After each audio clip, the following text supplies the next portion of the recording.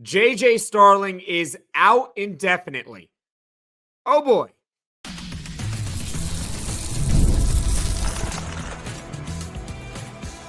You are Locked On Syracuse, your daily podcast on the Syracuse Orange. Part of the Locked On Podcast Network, your team every day. Hello, everyone, and welcome into Locked On Syracuse. I'm Jackson Holzer, and thank you for making us your first listen of every single day here on the Locked On Podcast Network, where it's your team every day, and we are free and available wherever you get your podcasts. And folks, I have another mini podcast for you all. I wish it could be on better terms, but we got some breaking news from Syracuse basketball today, and that is that star guard JJ Starling is out indefinitely. Horrible news for JJ Starling and horrible news for the Syracuse basketball team. Now, the Orange, they play basketball tonight. They are playing at Tennessee tonight at 7:30 p.m. Eastern. And according to the voice of the Orange, Matt Park, he reported it this afternoon that JJ Starling is out indefinitely with a broken left hand. Now, it's important to note that his left hand is his non-shooting hand. So I guess that is a quote-unquote positive if you want a positive spin on it. But regardless, a broken hand is not good. JJ Starling this season in 6 games was averaging nearly 20 points a game, 5 rebounds, about 4 assists. He shot 47% from the field and 29% from 3, which is not the greatest, but it was among the leaders of the team because they have not been shooting well to start this season. Syracuse men's basketball on Twitter, they reported it just before Matt Park that JJ Starling's injury occurred in practice yesterday. They just didn't say that he was going to be out indefinitely, but he did travel with the team for what it's worth. There's a lot to unpack here. This is devastating news. It's awful, okay? But there's a lot to unpack. We're going to start off with this season, and we're going to talk about the personnel changes, okay? So, I believe that with JJ Starling out, I think it's a fair assumption to make that 4-star true freshman Elijah Choppa, he's going to be seeing a lot more playing time for the foreseeable future. He is probably going to get a chance tonight, to be the starting 2 guard, just not in the way we hoped. I think most of us were hoping, including myself, that we wanted Syracuse to make a lineup change in the starting lineup. We wanted JJ Starling and Choppa to be the starting guards and have Jaquan Carlos come off the bench. Now, I really don't see that happening. I think Jaquan Carlos is going to still be the starting point guard, but instead of JJ Starling, you're probably going to have Elijah Moore. Now, for what it's worth, Choppa is coming off his best game so far in Syracuse. Against Cornell on Wednesday, he had 19 points, 7 rebounds, and 5 made threes. I believe, if I'm not mistaken, all 5 threes that he made were the only ones that Syracuse made the entire night. He was the only one that could shoot a lick in that game. So that's good. And hopefully he can build off the momentum he had last game. 19 points and 7 rebounds, 5 made threes. There's more regarding the personnel. I don't want to get too much into this player, but maybe we finally see Chance Westry tonight. We know that he's healthy, but he hasn't been playing since being announced he was healthy from Adrian Autry. I don't want to comment too much on him anymore. Until he plays, that's that. Okay? But I just want to throw that out there that if there's ever a time for Chance Westry to get his chance to play, no pun intended, now's the opportunity for him. With no JJ Starling, and there's just a gaping hole in the backcourt rotation for Syracuse basketball. As far as tonight and this season is concerned, guys, I try to be optimistic on this podcast. I really, really do. I'm optimistic about the football team long term. I told you guys after Miami that it was a program-changing type of win. You go 9-3, you beat a top 10 Miami team. You might have just knocked them out of the playoff. So I try to be optimistic, but I'm also honest with you all. it's hard to have a lot of hope in this season. Through 6 games, they have been playing down to competition, but they've also been playing up to competition. So there was that thought of, well, can they just turn it on and be better? But without JJ Starling, it's not looking good. It really isn't. Tonight against Tennessee, one of the best teams in the country. They're number 1 in the net rankings. I talked about it on yesterday's mini podcast. They are over 20-point dogs now. 20-point underdogs at Tennessee. They probably weren't going to win the game with JJ Starling. Now without JJ Starling, Elijah Moore, you want to hit 8 3-pointers? Chris Bell, now's your chance to have a Chris Bell type of game, because that's what it's going to take. The advanced metrics are low on Syracuse right now to start the season. 177 in the net. Only Evan Maya, I believe, has Syracuse even among the top 100 teams in college basketball right now. So the advanced metrics don't love Syracuse. Their record's 4-2, which is not bad, but the teams they've beaten are not very good, and they've been playing down to them. Granted, they played up to their ability against Texas and Texas Tech. But still, it doesn't look very good. And without JJ Starling, it's hard to envision this team making a magical run to the NCAA tournament. Once again, JJ Starling, who averaged 20 points a game in the first 6 games of this season, he is out indefinitely with a broken left hand. Now, coming up, we are going to talk about the long-term outlook for this team, because I promise you, what I'm about to tell you about JJ Starling is pretty important regarding his college eligibility. That's right. So you're going to want to stick around here on Locked On Syracuse.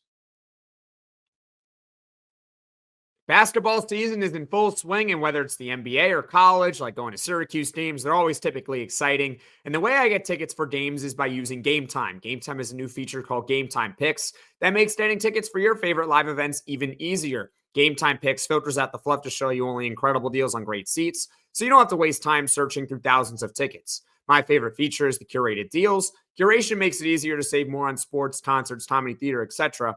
Take the guesswork out of buying tickets with Game Time.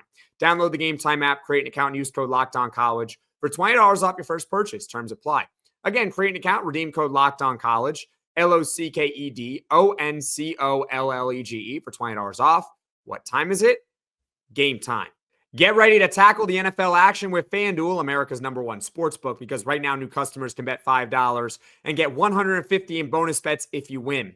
The FanDuel Sportsbook app gives you everything you need to place live bets on the NFL all in one place. So when you get a hunch in the middle of a game, you can check out the latest stats, view live play-by-play, and so much more on the same page where you place your bets. Speaking of Syracuse basketball, they take on Tennessee on the road tonight in the ACC SEC Challenge. The Syracuse Orange, I should say, are 20.5-point underdogs.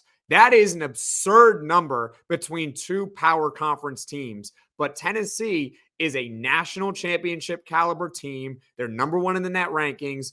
And Syracuse already was a massive underdog. Now they're without JJ Starling for the foreseeable future.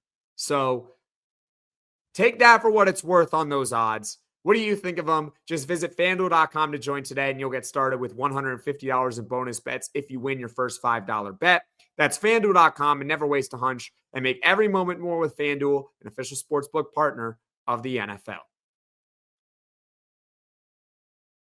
I'm Jackson Holzer, and this is Locked On Syracuse. And on today's show, we are going over the breaking news, and that is that JJ Starling, Syracuse's leading scorer this season, averaging nearly 20 points a game, is out indefinitely with a broken left hand that he suffered in practice yesterday. We're going over all of it. We talked about what it means for the personnel on the team, what it means for this season. But now let's talk big picture. Let's talk long term. And this is very, very important, what I'm going to tell you. So you're going to want to open up your ears, okay? You're going to want to listen, all right? I promise you. We're going to talk about JJ Starling here. I hope this is not the case, but he's out indefinitely. And he's got a broken bone. It's a broken left hand. I'm not a doctor, but I don't know how long that recovery is. It's got to be pretty long. Let's say that JJ Starling is I'm not reporting this. Remember, the report is that he's out indefinitely. So I'm not reporting this. But let's say he's out for the season. Let's say he does not play another game, okay? He would have only played in 6 games this year. This is significant because in that case, if JJ Starling is out for the rest of the year, which it's possible given that he's out indefinitely with a broken hand, he could get a medical redshirt. That's important. I hope you listened. JJ Starling, in theory, if he's out for the season, could get a medical redshirt. I believe here's the rule on a medical redshirt in college basketball, okay? I believe it is 3-pronged. First of all, the injury must be verified to be season-ending. This is the one that we do not know. We don't know if this is a season-ending injury. He's out indefinitely, but if he comes back at any point this season, he will not get a medical redshirt. So it's got to be season-ending. Number 2, the injury must have occurred prior to the completion of the first half of the season. I think we can give that a check if he is out for the season. Syracuse has only played in 6 games. That is well less than half. So if JJ Starling is out for the season, we can give that a check mark. And number 3, the player cannot have participated in 30% of their team's games. Syracuse, at minimum, will play in 31 games this season. They're not guaranteed to play in the ACC tournament. By my understanding, the ACC tournament is only taking 14 of the 17 teams in the league. So Syracuse is going to have to be top 14 in the league to get at least a 32nd game. But at minimum, they are going to play 31 regular season games. Now, it's simple math. JJ Starling has played in 6. The team is expected to play in at least 31. 6 over 31 is 19%. That is less than 30%. Therefore, you can give it a check mark.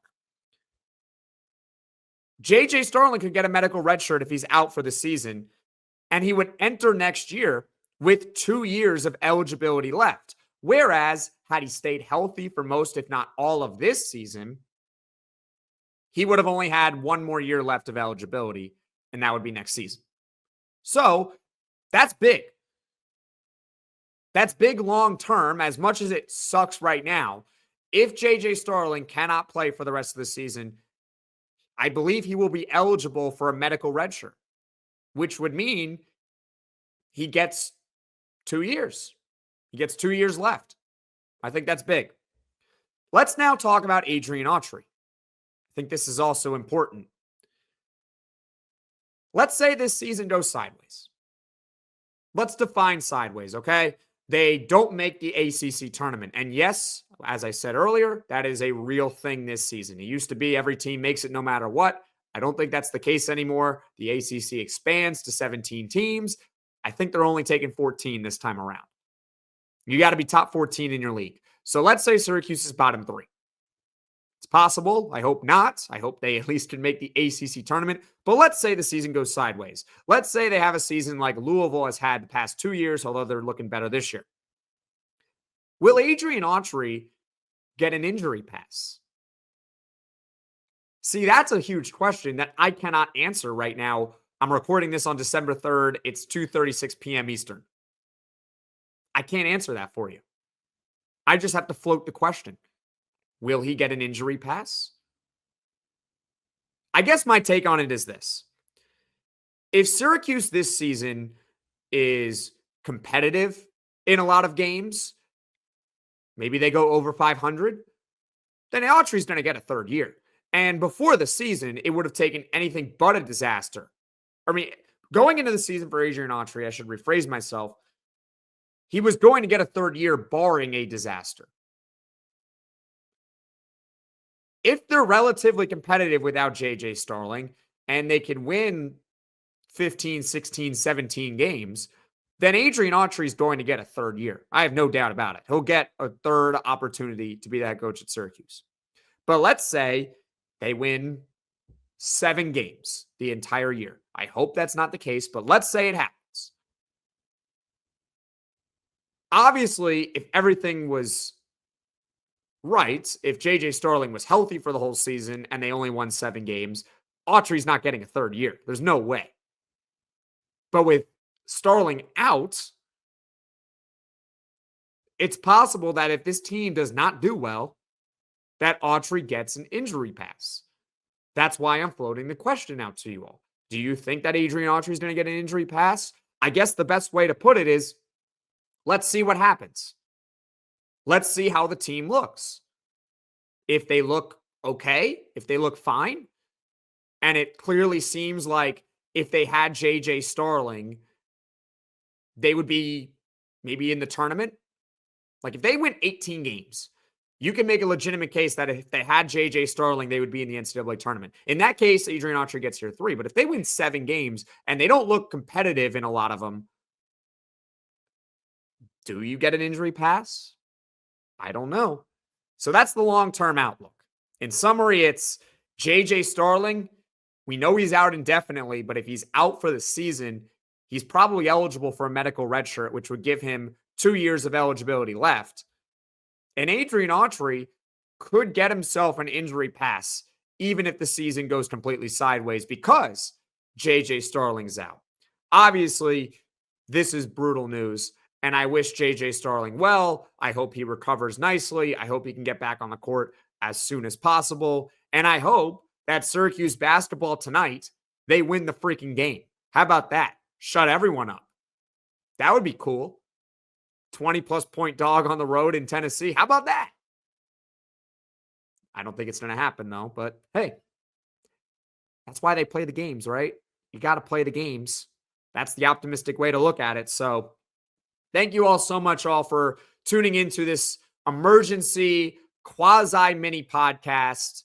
Thank you all so much for watching. Thank you all so much for listening. If you like this video, click that like button. If you really liked it, subscribe to the channel, turn on those notifications so you know right away when I am dropping the next podcast. Because, folks, as you are seeing right now or as you are listening right now, you got to turn on those notifications because if there's breaking news and I'm available to record, I'm going to record. So you're going to want to turn on those notifications. Thank you all so much for watching. Thank you all so much for listening. And I will see you all post-game Syracuse and Tennessee tonight.